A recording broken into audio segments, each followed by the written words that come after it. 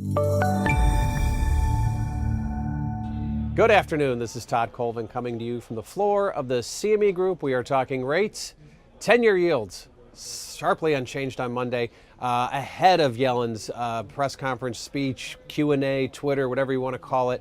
The market was very reserved today. We saw a very narrow range. Yes, yields were down slightly, but after Friday's big number, not a huge surprise. And I think that the fact that yields weren't even pushed lower attributed probably to the fact that stocks never really made a big move, and therefore treasuries had nothing really to react to. So still kind of hovering in Friday's end of day range, waiting for Yellen to tell us whether it's going to be a hike, pause, continued hikes, hike, pause, balance sheet discussions, tapering of reinvestment and whatnot, and that's sort of what we're waiting on. Now, what has that done to implied volatility in the markets and the Treasury land? It's seen a continued firming, which has been going on for quite some time. We've seen it not only in treasuries, but we've also seen it in equities now. And it basically suggests that not only are tensions a little bit high, maybe a little fear creeping into the market, but there's a lot of uncertainty out there. And it's not just with some of the events that have been on the calendar, like the French elections or the U.S. First quarter growth numbers that are not coming out until the end of April. So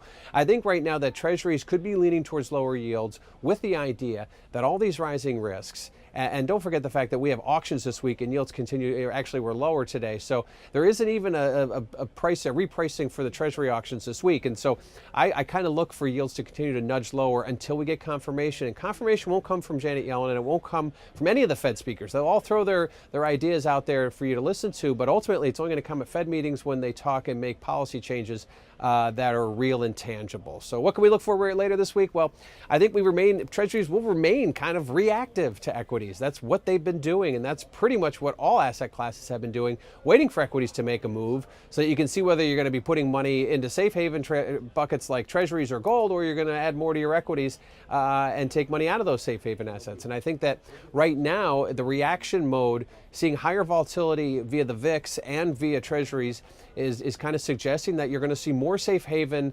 buying than you're going to see risk taking.